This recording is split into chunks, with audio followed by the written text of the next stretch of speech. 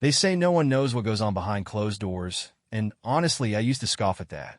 After all, my wife Harper and I had been married for 12 years, and I thought we had a rock-solid foundation. My name's George, and I'm 42, a civil engineer who takes pride in creating structures that stand the test of time. Harper, at 36, is an interior designer whose knack for creating beauty out of chaos never ceased to amaze me. Together, we have two wonderful kids, Lily, 10, and Caleb, 7. From the outside, we seem like the perfect family. Comfortable home, steady careers, family game nights that ended with giggles and bowls of ice cream. But lately, cracks had started to form beneath the surface. Small, almost imperceptible ones. Things only a husband would notice. Harper had always been vibrant and full of life. The kind of person whose laugh could light up a room. But over the past few months, she seemed preoccupied. She'd started spending more time on her phone, laughing softly at messages she wouldn't share. She'd brush it off when I asked, saying it was just her co-workers or her best friend Emily. Work banter, she'd say with a casual shrug. Then there were the late nights. Harper had always been dedicated to her projects, often going the extra mile to ensure her clients were satisfied. But recently, those extra miles seemed to stretch longer. "I'll be home late. We're finalizing a design for the Thompson project," she'd text, and I'd shrug it off. Deadlines, I told myself. That's just her passion at work. Still, a nagging thought began to creep into my mind. It was small at first, just a flicker of something I couldn't quite name. I noticed how she'd sometimes avoid eye contact when I asked about her day, or how she'd lock her phone more often, something she never used to do. She'd started wearing a new perfume, a soft, floral scent I didn't recognize, one she'd never worn around me. I didn't want to jump to conclusions. Harper and I had built a life together, and trust was the bedrock of it all. But a voice in the back of my mind whispered that something was off. I chalked it up to stress and brushed it aside, convincing myself I was imagining things. One evening, I suggested we spend a romantic night together. It had been too long since we'd had a proper date night, just the two of us. Harper smiled but hesitated, something flickering in her eyes that I couldn't quite place. "This week's not great," she said. "I've got so much going on with work. Maybe next week." I nodded, hiding my disappointment. Life got busy. I understood that. Still, something about her response gnawed at me. That night, as I lay awake in bed, listening to the soft hum of her breathing, I couldn't shake the feeling that there was more to her distance than just work stress. I wasn't ready to confront her. Not yet. But a part of me, the part trained to notice details others overlooked, couldn't help but wonder if I was missing something bigger. For now, I told myself to be patient. If there was more to the story, it would reveal itself in time. Little did I know, this was only the beginning. The following week was uneventful, at least on the surface. Harper's schedule was as busy as ever, and our routines didn't leave much time for deep conversations. I tried to push aside the nagging doubts, focusing instead on work and the kids. But the more I tried to ignore it, the more I noticed things I might have otherwise overlooked. One evening, while Harper was out working late again, I found myself cleaning up after dinner. Caleb had spilled milk all over the counter, and as I reached for a cloth, my eyes landed on Harper's planner sitting on the kitchen island. Normally, I wouldn't have given it a second thought, but something about it caught my attention. She was meticulous about keeping it updated, jotting down every appointment, deadline, and meeting. I wiped the counter absently, my eyes drifting toward the open page. It listed a meeting that afternoon, one I remembered her mentioning. But there was something strange. A note for tomorrow, simply read, 7 p.m. Emily's thing. Emily's thing? It seemed vague for Harper, who usually detailed even the smallest plans. I told myself it was nothing and closed the planner, but the thought lingered as I tucked the kids into bed. At around 8:30, Harper finally came home. She looked tired but radiant in a way that didn't match the exhaustion she claimed. Her cheeks were flushed, her lips painted with a subtle gloss. "Long day," she said with a weak smile, hanging her bag by the door. "Everything okay?" I asked casually, my eyes catching a faint smudge of something on the collar of her blouse. She nodded quickly. "Yeah, just a lot to handle. I'm going to take a quick shower." As the water ran upstairs, I stood in the living room, replaying the moment. That smudge, it looked like lipstick, but it didn't match her own. I shook my head, scolding myself for even entertaining the thought. Harper wasn't like that. Still, the seed of suspicion had been planted, and I couldn't shake it. The next evening, Harper left the house at 6:30, dressed more carefully than usual for what she'd said was an informal hangout with Emily. Her black dress hugged her figure, and her heels clicked against the tile floor as she kissed me goodbye. "Don't wait up," she said with a smile. After she left, I tried to focus on the kids, but my thoughts kept wandering. The way she hesitated when I'd asked for details about her plans. The way she smiled, almost guilty, as she closed the door behind her. By 8 o'clock, the kids were asleep, and I found myself pacing the kitchen. Emily's house wasn't far, and even though it wasn't my usual style, I decided to take a drive past her place. If nothing else, it would ease my mind. The night was quiet as I parked a few houses down from Emily's. Her driveway was empty. No cars, no lights on inside. My chest tightened. I sat there for a few minutes, debating what to do before pulling away. As I drove home, questions swirled in my mind. Had Emily canceled? Or was Harper somewhere else entirely? I didn't want to jump to conclusions, but the pieces didn't add up. When Harper returned that night, it was past 10:30. She breezed through the door with a casual smile, her heels in her hand. "It was fun," she said, avoiding my eyes. "Emily's such a riot." I forced a smile, nodding as though nothing was wrong. But in my chest, something stirred, a simmering mixture of doubt, hurt, and suspicion. I didn't sleep much that night. Every time I closed my eyes, I pictured Harper at Emily's, or wherever she had actually been. I told myself I needed more than just a gut feeling. I needed proof. The next morning, as she left for work, I made a quiet decision. I'd never once questioned Harper's loyalty, but something had changed. It wasn't paranoia if there was evidence, right? As a civil engineer, my work relied on facts, solid structures, and sound foundations. If our marriage was as sturdy as I hoped, the facts would prove it. But if not, it was time to brace myself for the truth. That afternoon, I started taking small steps to uncover what Harper wasn't telling me. The next few days passed like a fog. Harper went about her routine, and I kept up the facade of normalcy. But inside, the doubt was growing louder, and I couldn't ignore it anymore. If I wanted answers, I'd have to find them myself. It started small. That Friday evening, while Harper was in the shower, I picked up her phone, which she'd left on the counter. I knew her passcode. She'd never hidden it from me. But as I entered the digits, a sinking feeling washed over me. The code had changed. I froze, my thumb hovering over the screen. She'd never changed her code before. I set the phone down and stepped away, my heart pounding. Maybe it was innocent, I told myself. Maybe she'd forgotten to mention it. But the timing felt too convenient to ignore. The next morning, I waited until Harper took the kids to a friend's birthday party before taking my first real step. I went to her car. My plan wasn't to snoop, just to see if there was anything out of place. Something small that might settle my suspicions. I opened the glove compartment first. Nothing but the usual clutter of registration papers and old receipts. Then I checked the center console.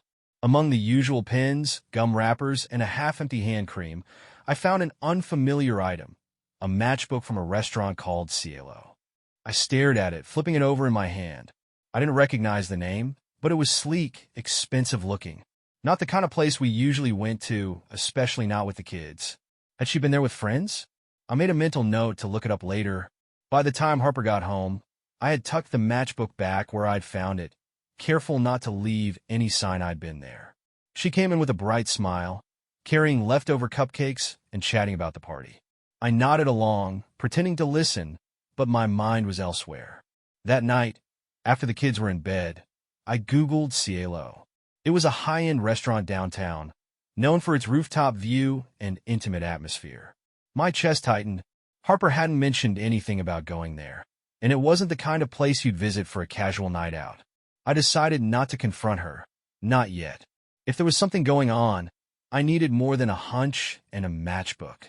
The following week, I installed a small tracking app on her phone. I hated myself for doing it, but I justified it as a necessary step. If nothing was happening, I'd delete it and move on. But if there was, I needed to know. It wasn't until Thursday that I noticed anything unusual.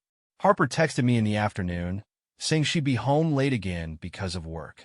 When I checked the app, her location wasn't at her office. She was downtown, near the restaurant. That evening, I sat at home, staring at the screen as her location stayed fixed in the same spot for hours. I told myself it could be innocent, maybe a client meeting, maybe dinner with Emily. But the knot in my stomach said otherwise. When she came home that night, I forced myself to play it cool. "How was work?" I asked casually, my eyes scanning her face. "Busy," she said, kicking off her heels. "I had a long meeting with the Thompsons. They're so particular about every little detail." I nodded, hiding my unease. She looked tired, but there was something else, a faint smile, like she was holding on to a secret. That night, as she slept, I stared at the ceiling, the pieces slowly falling into place. I wasn't imagining things.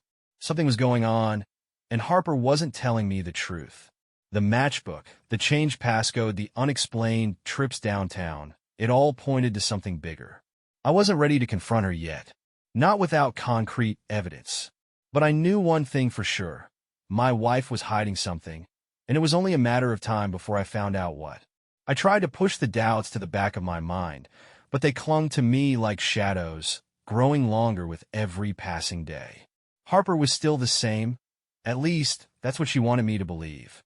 She laughed with Lily over a baking mishap, helped Caleb perfect his science project, and kissed me softly on the cheek before leaving for another late meeting. But there was a hollowness to it all, like a stage play where everyone knew their lines but forgot the meaning behind them. That night, as the kids slept and the house settled into its usual quiet hum, I poured myself a glass of bourbon and sat in the dim glow of the living room lamp. My mind raced with fragments of moments that didn't add up. The new perfume she wore but never mentioned. Her sudden hesitation to make eye contact. The way her phone seemed surgically attached to her hand, even in the kitchen or while watching TV. I wasn't ready to accuse her, not without proof. Harper was my wife, and for all the doubts clawing at me, I needed to be certain. And certainty doesn't come from assumptions. It comes from facts. The next morning, I decided to follow her. Not because I didn't trust her, but because I wanted to prove my suspicions wrong. That's what I told myself, at least. Harper was leaving the house at 9 a.m., wearing a tailored blouse and pencil skirt that I couldn't recall her wearing before. "I'll be at the client's office most of the day," she said casually, tucking her phone into her purse. "Don't wait for me for lunch." "Big project?" I asked, sipping my coffee. "Yeah," she said with a quick smile. "It's crunch time." As the door clicked shut behind her, I grabbed my coat and keys, careful not to leave too soon and risk being seen. I didn't have a plan, just a gnawing need to understand what was happening. Her car led me downtown, past the usual spots, the school, the coffee shop we used to frequent, and her office building. But she didn't stop there. Instead, she turned onto a side street and parked outside a small gallery I'd never noticed before. The sign read Calder and Company, its minimalist font giving nothing away. I stayed back, watching as Harper stepped out of her car and walked inside. The gallery looked quiet, its wide windows displaying abstract paintings and sculptures. A man in a crisp shirt and jeans greeted her at the door with a warm smile. Harper reached out to shake his hand, but instead, he leaned in and kissed her on the cheek. My heart twisted at the sight, not because of the kiss, but because of how naturally she accepted it, like it wasn't the first time. I stayed parked across the street, waiting. Minutes turned into an hour, then 2. My coffee sat cold in the cup holder, and my thoughts circled endlessly. Who was he? A client? A friend? Or something worse? When Harper finally emerged, her cheeks were flushed, and the man walked her to her car. They didn't linger, but there was an ease between them, a familiarity that felt like a sharp blade against everything I thought I knew. That night, I didn't say anything. Harper came home, kicked off her heels, and joined me on the couch as if nothing was out of the ordinary. I wanted to ask her about the gallery, the man, the hours she spent there. But I held back, my chest heavy with doubt. "Long day?" I asked, my voice carefully neutral.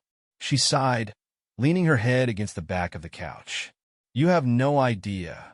I nodded, my stomach churning. If there was more to this, I needed to know.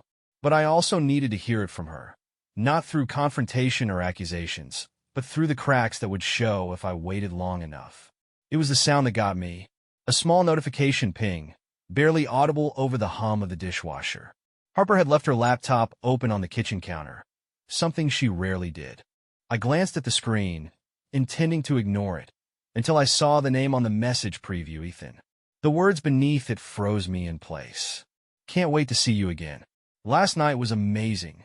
The world seemed to tilt as I stared at the screen. My first instinct was denial. Maybe it was a misunderstanding, a friend, a work colleague. But my hands moved almost on their own, trembling as they clicked the message. The thread unfurled before me, a timeline of betrayal. The messages were explicit, full of inside jokes, plans, and promises that told a story I hadn't been part of. She'd been meeting him for months. Dinners, stolen afternoons, nights that she had claimed were work. The worst part wasn't the photos he'd sent of himself or the compliments she'd lavished on him. It was the way she described our life. Mundane, predictable, a routine she claimed was suffocating her. She never said that to me. I muttered aloud, gripping the edge of the counter. The evidence wasn't just damning. It was a wrecking ball to everything I thought I knew. My hands shook as I saved screenshots, emailed them to myself, and closed the laptop with trembling fingers. My anger simmered, rising like a tide. I wasn't the type to lash out. I was methodical, patient. But this was different. Harper left that evening without explanation. No fabricated work excuse, no attempt to mask her actions. She grabbed her keys, kissed the kids goodbye, and drove off without meeting my eyes. It was almost as if she didn't care if I suspected something now. Maybe she thought I'd never act on it. But I'd been ready. This time, I didn't trail her from a distance. I knew where she'd go. The messages had laid it out clearly.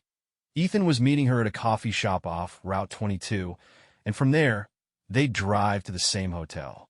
I parked across from the coffee shop, my knuckles white around the steering wheel, watching as they greeted each other in the parking lot. The way he pulled her into a casual hug, his hand lingering on her lower back, made my chest tighten. As they turned to leave, I started my car and followed. The parking lot of the hotel was nearly empty, lit by the cold glow of overhead lamps. I parked at the far edge, watching as Harper and Ethan stepped out of his car, laughing. They didn't see me. I opened my trunk and reached for the bat I'd brought. Not because I planned to use it, but because I needed the weight of something solid in my hands. Something that felt as unbreakable as I no longer was. They were halfway across the lot when I stepped out of the shadows. Harper! My voice echoed sharply, cutting through the stillness. She froze, her head whipping around, her eyes wide with shock. Ethan turned too, his expression shifting from confusion to a smirk that only fueled my fury. "What the hell are you doing here?" Harper asked, her voice cracking. I didn't answer. I wasn't here for explanations or lies. I tightened my grip on the bat, taking slow steps toward them. Ethan stepped forward, his hands raised in a mock display of calm. "Hey man, let's not do anything crazy." "Crazy?" I laughed bitterly. "You've been sleeping with my wife, and you're calling me crazy?" He opened his mouth to reply, but I didn't give him the chance.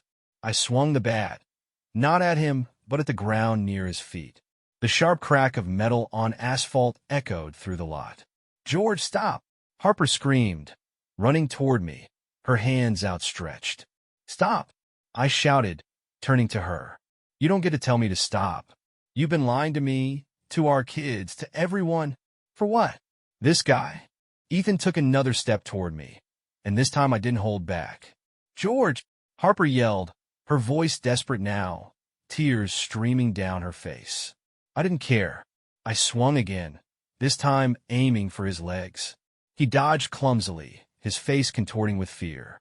"Get in your car and leave," I growled, my voice low and venomous. "Or the next swing won't miss." Ethan didn't wait for a second invitation.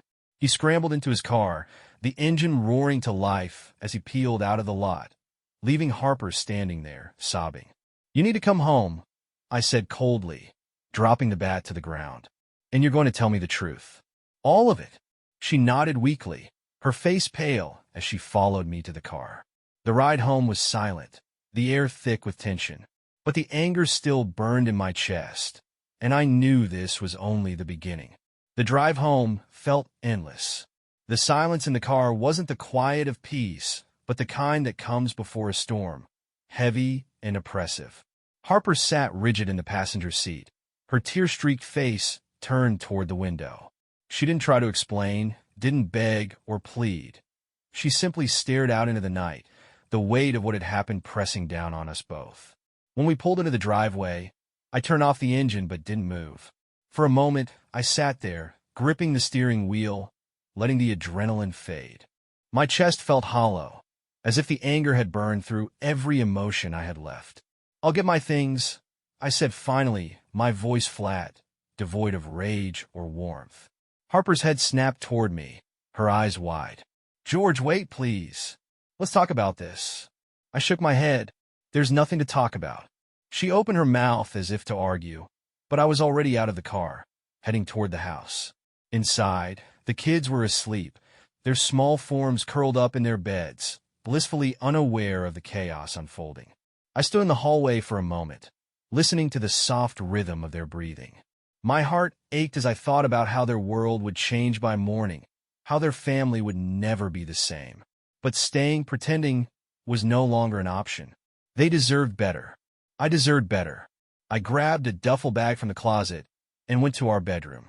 The sight of our shared space, the neatly made bed, the framed photos of vacations and anniversaries, made my chest tighten. I moved quickly, throwing clothes into the bag without care. Every shirt, every pair of jeans felt like a small severance, another thread of our life together unraveling. Harper followed me into the room, her voice trembling. "George, don't do this. Please. We can fix this. We can go to counseling. I'll do whatever it takes." I paused, my hands gripping the bag as I looked at her. Her face was a mixture of desperation and regret. But behind it, I saw the same woman who had stood in that parking lot with another man, laughing like nothing else in the world mattered. "You've already destroyed this, Harper," I said quietly, my voice steady. "There's no coming back from this."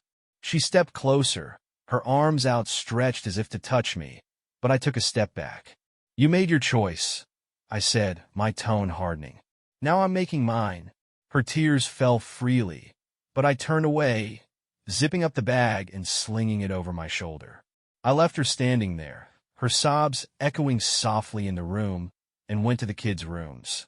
I woke Lily first, gently shaking her shoulder. Her sleepy eyes blinked up at me, confusion crossing her face. "Dad? What's going on?" "We're going to Grandma's house," I said, keeping my voice calm. "Just for a little while." She sat up, rubbing her eyes. "Why? Is something wrong?" "Everything's fine," I lied, brushing her hair back. "I just need you to get dressed, okay? I'll get Caleb." She nodded slowly, her small face etched with worry as she climbed out of bed. I moved to Caleb's room, lifting him from his bed and carrying him downstairs. He stirred but didn't wake, his head resting against my shoulder. Harper was in the living room when I returned, her arms crossed tightly over her chest. "George, please don't take them," she said, her voice breaking. "They're coming with me tonight," I said firmly, my eyes locking with hers. "You've done enough damage for one day." Her face crumpled, but she didn't argue. I wasn't sure if it was guilt, exhaustion, or resignation that stopped her, but I didn't care.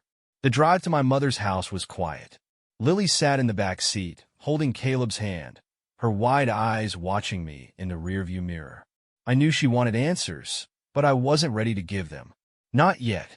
Everything's going to be okay," I said softly, more to myself than to her. When we arrived, my mother opened the door, her expression immediately shifting from confusion to concern. "George, what's going on? Can we stay here for the night?" I asked, my voice tight. "Of course," she said, stepping aside to let us in. She didn't ask questions, for which I was grateful. The next morning, I called a lawyer. The evidence I'd gathered, the messages, the photos, the timestamps, was more than enough to secure a clean break. Harper didn't contest the divorce. Maybe she knew she didn't have a leg to stand on, or maybe she was too consumed by guilt to fight. Either way, the process moved quickly. In the weeks that followed, I packed up the rest of my belongings, leaving the house that had once been our home. Harper and I spoke only when necessary, the conversations short and strained. She asked if there was any chance to rebuild, to start over, but my answer was always the same. No. The divorce was finalized within months. I kept custody of the kids, with Harper granted visitation. She moved into a small apartment across town, far from the life we'd built together. I tried not to think about her, about the good memories or the woman I had once loved. That person was gone, replaced by someone I didn't recognize. As time passed, the wounds began to heal, though the scars remained. Lily and Caleb adapted to our new reality, their resilience reminding me that we would be okay. I poured myself into my work and my role as their father, finding strength in the things that truly mattered. I never saw Ethan again, and I didn't care to. Harper had made her choice, and I had made mine.